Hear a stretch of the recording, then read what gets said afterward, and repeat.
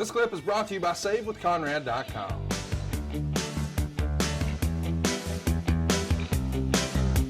Look at this. All of this, Baby Doll with the Midnight Express and Big Bubba.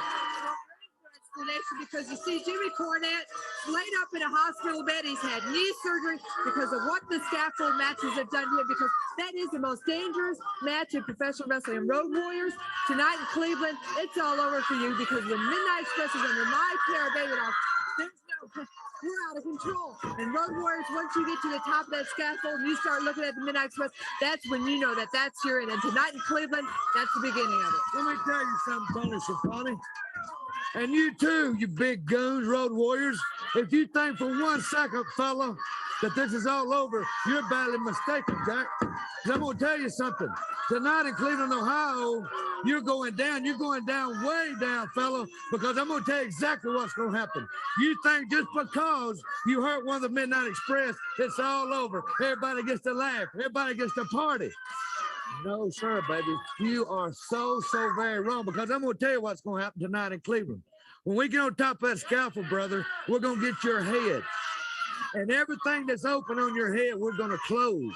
And everything that's closed, we're going to open.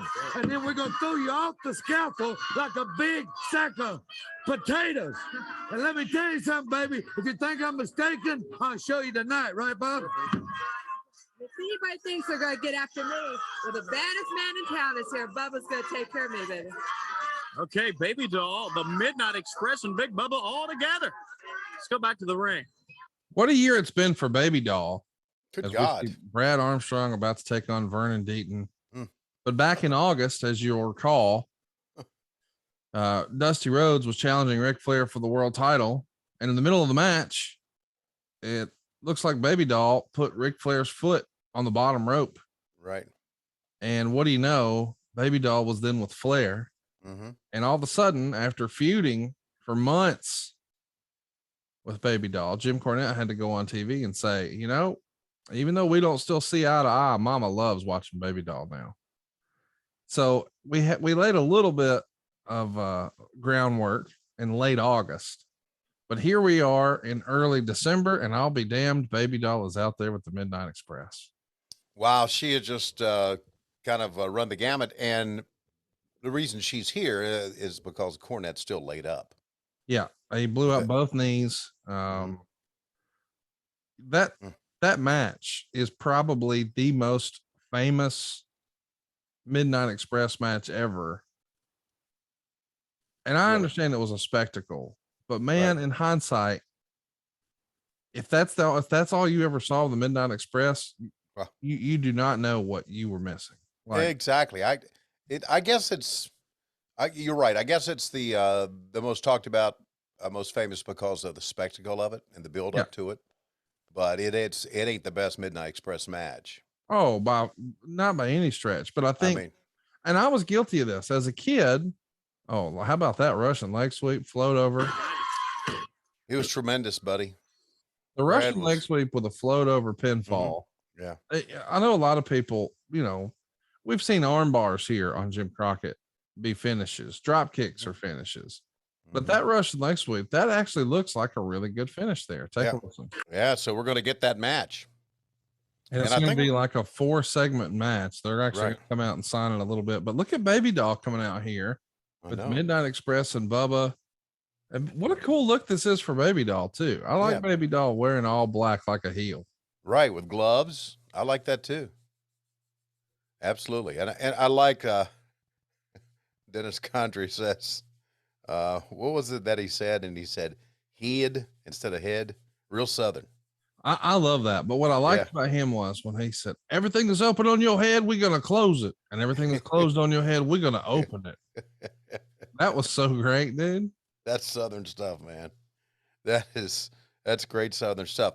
Now, let me, we can talk more about this in a little bit, but when Barry Windham comes out, he has returned from the WWF, right? Tony Schiavone here to tell you about the greatest value in the history of our great sport.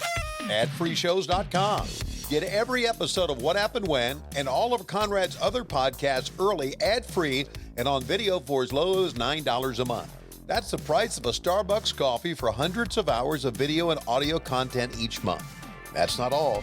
AdFreeShows.com is home to exclusive bonus content, like interactive events where you get to ask me anything during our Ask Tony live events.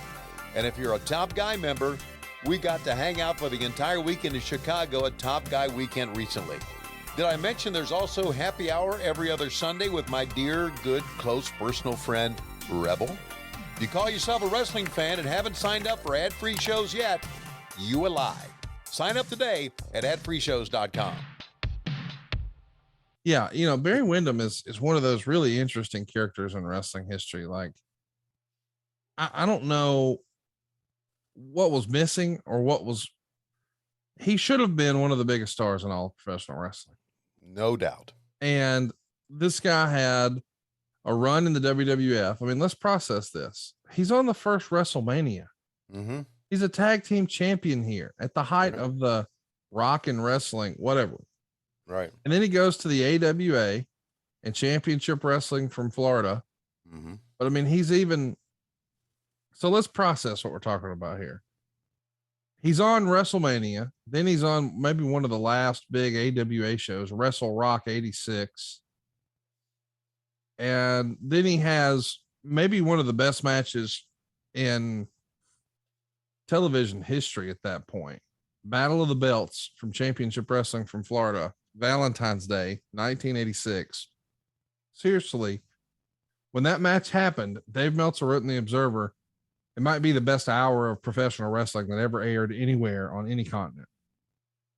Wow. And then here in the fall of 86, he's going to show up in Jim Crockett Promotions, and he does not win the world title in 86, in 87, in 88, in 89. And then he's back in the World Wrestling Federation, and he's going to try his hand as the Widowmaker. Widowmaker. I remember that.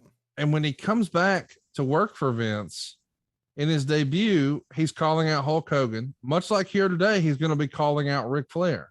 Mm-hmm. So that, to me, at least tells me the powers that be in both the NWA and the WWF, they really think there's a future with this guy. Like, he could be a top act. He could be their world champion, but it just doesn't happen. By the way, Baby Doll did a little commentary on this match too, explaining, well, why would you do this? Why would you be with the Rock and Roll Express? And she said, well, they're a winning team, and that puts more money in my pocket. So there's your explanation, as the Midnight Express makes short work here of their opponents. I think it's interesting that, and going to another subject here, how we moved on. Paul Jones had come out talking about the Rock and Roll Express, but the fans wanted to chant "Ball-headed geek." Yes, but he didn't react to it at all because that was not the angle. That's right. He was moving forward, and the angle is. Hey, it's Conrad Thompson. Thanks for checking out the podcast here on YouTube. Be sure to hit the subscribe button and the notifications bell so you get a notice anytime we upload some new content. And go save yourself some money right now. If you're in a 30-year loan or you have credit card debt, it's not a matter of if I can save you money. It's a matter of how much. Find out right now for free at SaveWithConrad.com.